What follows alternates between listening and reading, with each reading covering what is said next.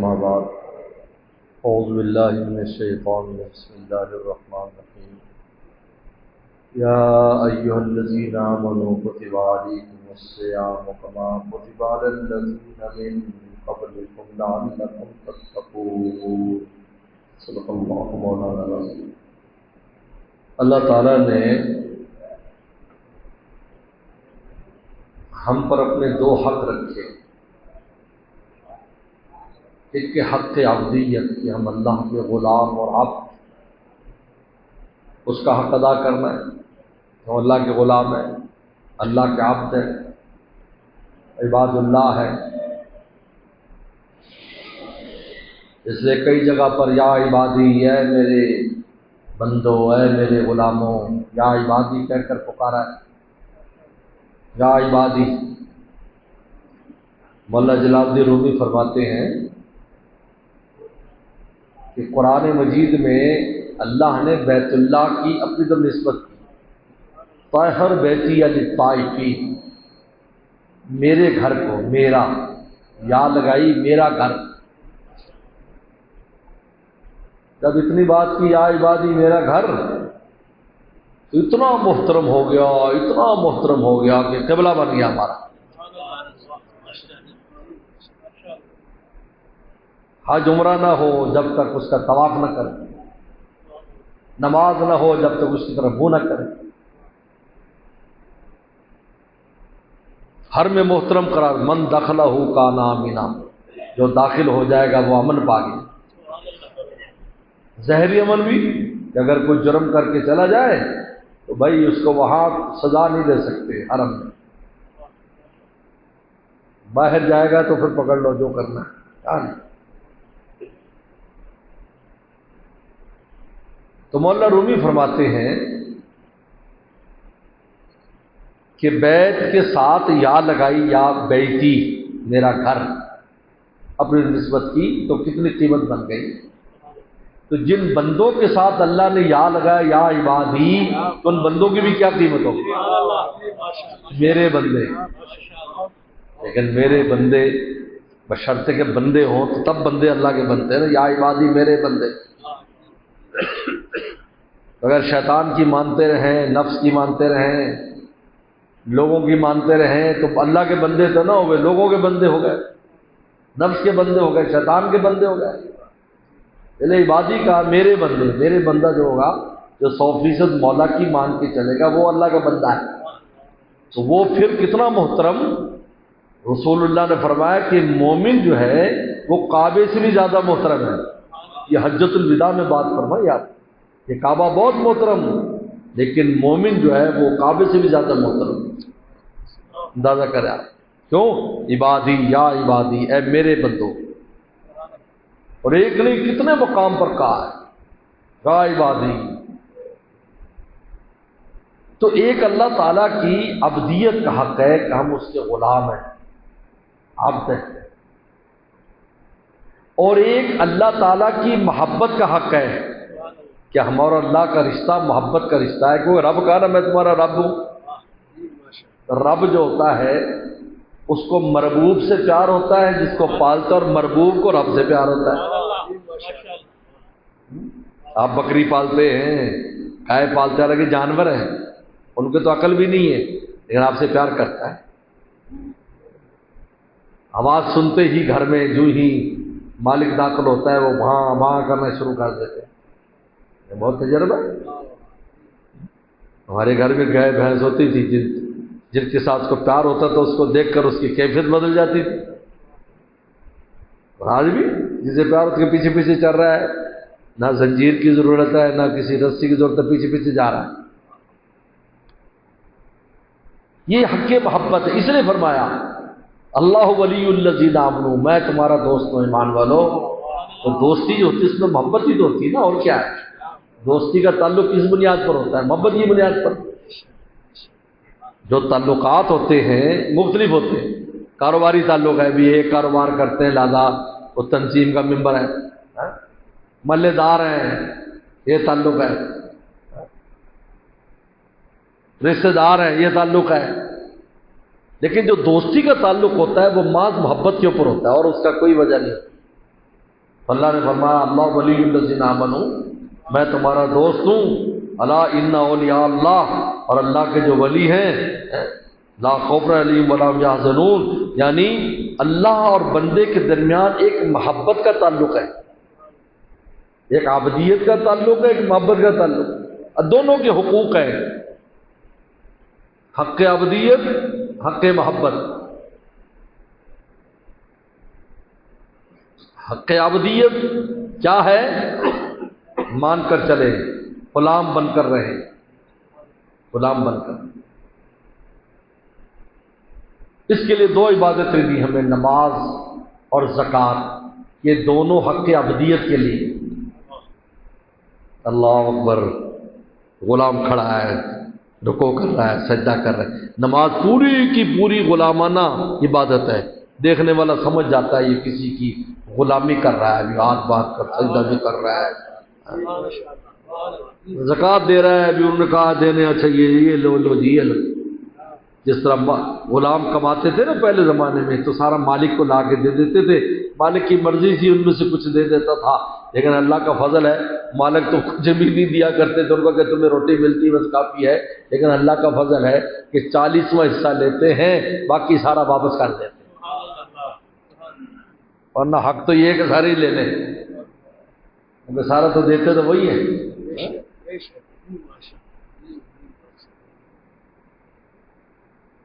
تو حق غلامی کے لیے دو عبادتیں تھی، نماز اور زکوٰۃ، صدقات، یہ سب غلامی کا حق ہے، اس میں انسان کی عبدیت کا پتہ چلتا ہے۔ اس لیے جو آدمی نماز نہیں پڑھتا، نماز سے دور ہے، اس کے لیے غلام بننا آسان نہیں ہے، اس میں نفس اور شیطان اس کو قابو کرے گا، اللہ کے مقابلے پر لے آئے گا۔ واسطہ بھائی کنوں نکل کیوں آیا تھا نو 2 منٹ تو ہی بہ جان دینا۔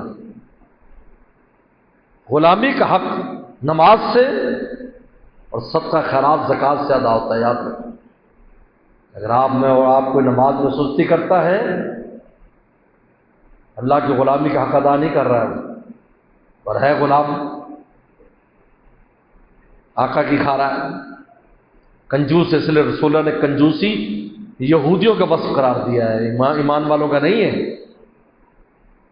سیدنا صدیق اکبر فرماتے ہیں ایو دائن ادبو من البخل، فرمایا بخل سے بڑی کوئی بیماری نہیں، کیونکہ مال ان کا دیا ہوا ہے اور انہی کو لیے خرچ نہیں کر رہے ہیں۔ عجیب بات ہے، دیا بھی انہوں نے، یہ مت سمجھے تمہاری دکان مل رہی ہے، تمہاری نوکری سے مل رہا ہے، یہ کر رہا ہے، تمہاری جیسی تو اوروں نے بھی دکان نہیں کھولی، ان کی کیوں نہیں چل رہی؟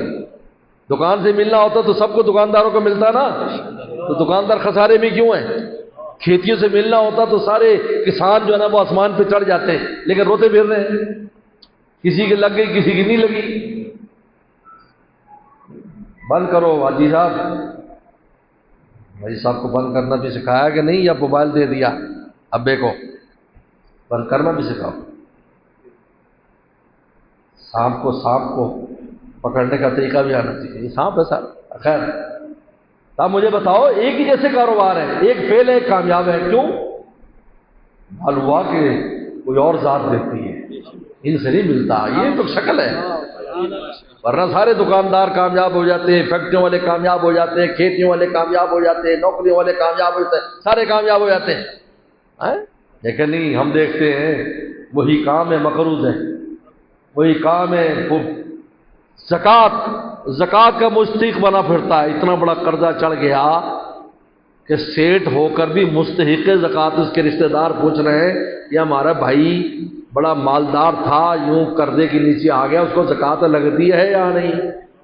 اور شہرت ہے جی فیکٹری کا مالک ہے، لیکن وہ فیکٹری اپنی ہے ہی نہیں، یا بینک والوں کی ہے یا لون والوں کی ہے۔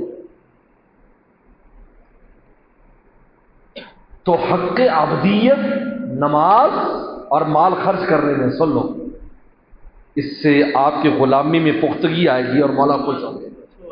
چنانچہ اللہ فرماتے ہیں اول تو ہم پورا مال لیتے نہیں ہیں، تھوڑا سا تم سے لیتے ہیں، لیکن اس کے بدلے میں تمہارے مال میں بھکٹ ڈال دیتے ہیں، بدلے میں اور زیادہ کر دیتے ہیں، پورا لیتے بھی نہیں، اور تمہارے نماز کے لیے ہم تمہارا پورا وقت نہیں لیتے، تھوڑا سا وقت لیتے، پوری نمازیں پونے گھنٹے میں پڑھی جاتی ہیں، 45 منٹ میں فجر سے لے کر عشاء تک کی نماز آدمی پڑھ، صرف 45 منٹ، اور 24 گھنٹے میں 45 منٹ اللہ کہتے ہیں میرے اور 23 گھنٹے 15 منٹ تیرے۔ اب بھی کہتا ہے یہ ٹائم نہیں ہے میرے پاس، اللہ معاف فرمائے۔ پھر اس کو جوتے پڑھتے ہیں تو پھر کہتا ہے کہ یہ پتہ نہیں کیا ہو گیا، صبح فجر پڑھتا نہیں ہے، روزی کے اڈے پر بیٹھتا، کہتے آج پتہ نہیں کرا منحوس متھے لگ گیا ہے کہ کاروبار ہی آج نہیں چل رہا ہے۔ اللہ بندے تو خود منحوس ہے جو بیٹھا ہوا ہے وہاں پر، تو خود منحوس ہے، تو نے فجر پڑھی ہی نہیں، بلکہ منہ بھی نہیں دھویا اور آ کر بیٹھ گیا منہ میں چھینٹے مارے۔ حالانکہ مومن کی شان یہ کہ صبح اٹھتے وضو کرتا ہے۔ یہ وضو حدیث شریف میں آتا ہے کہ جہنم میں اگر گناہ گار چلا بھی جائے گا، آگ کی طاقت نہیں ہوگی کہ وضو کی جگہ کو جلا سکے۔ چہرے چمکتے ہوں گے، بازو چمکتے ہوں گے، پاؤں چمکتے ہوں گے، باوجود ہے کہ اپنے بدعملیاں نیکیاں کم تھی اور جہنم میں جانا پڑ گیا، لیکن اعضائے وضو کو جہنم کی طاقت نہیں ہے کہ وہ جلا سکے۔ تو آپ مجھے بتاؤ، جہنم کی بھی یہ ہمت نہیں ہے جس کی آگ دنیا کی آگ سے 70 گنا تیز ہے، تو بتاؤ اگر دنیا کے اندر باوضو رہے گا تو رسول فرمایا یہ اسلحہ ہے، یہ اسلحہ ہے جو مومن لگائے پھرتا ہے، نہ نفس قریب آ سکتا ہے نہ شیطان قریب آ سکتا ہے۔ لیکن ہماری حالت یہ، اللہ معاف فرمائے، صبح اٹھتے اور بس منہ پہ چھینٹے مارے اور چلے گئے، ہم دکان پر بیٹھ گئے اور کہتے جی برکت نہیں ہے۔ برکت کہاں سے آئے گی بھائی؟ اگر قضائی ہوگی تو قضا پڑھ لو، اگر آنکھ نہیں کھلی تھی تو قضا پڑھ لو، لیکن وضو کرو، نماز پڑھ کے پھر جاؤ اور استغفار بھی کرو، اللہ آج میری نماز قضا ہوگی تو مجھے معاف کر دے، تاکہ روزی کے اڈے کے اوپر جب تو بیٹھے تو کم از کم تو خود تو منحوس نہ ہو نا۔ یہ حق ابدیت ہے جو نماز اور مال خرچ کرنے سے ادا ہوتا ہے، اور حق محبت روزے اور حج سے ادا ہوتا ہے۔ یہ حق محبت ہے، یہ روزہ محبت کی عبادت ہے۔ اللہ تیرے لیے بھوکے پیاسے ہیں، بس ہمیں اس طرح عاشق کو اپنے کھانے پینے کی ہوش نہیں ہوتی، اللہ آپ نے کہہ دیا نا بس صبح سے شام تک ہم تیرے لیے بھوکے رہیں گے۔ یہی وجہ ہے کہ نماز آ گئی اور زکوٰۃ آ گئی، لیکن روزہ آیا، الصوم لی، روزہ تو میرا ہے، انا اجزی بہ، میں اس کا بدلہ دوں گا اپنی نسبت، کیونکہ حق محبت ہے یہ، اللہ کی محبت کا حق ہے روزہ۔ جب انسان روزہ رکھتا ہے تو اللہ کی محبت کا حق ادا کرتا ہے، اور حج یہ حق محبت ہے۔ لیکن کمال جائیے، واہ واہ واہ، کمال جائیے، اللہ کی کتنا بڑا فضل ہے۔ ہر بندہ زکوٰۃ خیرات نہیں دے سکتا، غریب ہو سکتا ہے، لیکن نماز تو پڑھ سکتا ہے نا۔ ہر بندہ حج عمرہ نہیں کر سکتا، لیکن روزہ تو رکھ سکتا ہے۔ یعنی اللہ نے ایسا نہیں کیا کہ مالداروں کے لیے صرف حق محبت رکھا ہو یا حق عبودیت رکھا ہو، ساتھ ایک ایسی عبادت بھی جوڑ دی جو ہر ایک کر سکتا ہے، تاکہ بندے یہ نہ کہ اللہ ہم کو غلامی کرنا چاہتے تھے، مال نہیں تھا، ہم زکوٰۃ کہاں سے دیتے، اللہ ہم تو محبت کرنا چاہتے تھے، حج نہیں کرنا، پیسہ نہیں تھا۔ اللہ فرمایا کیوں بھائی، نماز پڑھو، اور نماز میں وضو کا پانی تو تیمم کر لو، اور اگر کھڑے ہو کر سے بیٹھ کے پڑھ لو، اگر بیمار ہو تو اشارے سے پڑھ لو۔ یہ کیوں نماز معاف نہیں کی؟ تاکہ کسی حالت میں بھی حق عبدیت ادا ہو سکے۔ حالانکہ زکوٰۃ خیرات، ایک آدمی پر زکوٰۃ فرض ہو جائے، اس کا مال ضائع ہو گیا سارا، ڈاکو لے گئے، زکوٰۃ معاف ہو جاتی، لیکن نماز معاف نہیں کی۔ انہوں نے کہا بیٹھے بیٹھے پڑھ لو، تیمم سے پڑھ لو، اشارے سے پڑھ لو۔ انسان ہلتا بھی نہیں ہے اور اسی طرح پڑا ہوا ہے، بھی مریض ہے تو وہ بیٹھے بیٹھے پڑھ لے، نماز ہو جاتی۔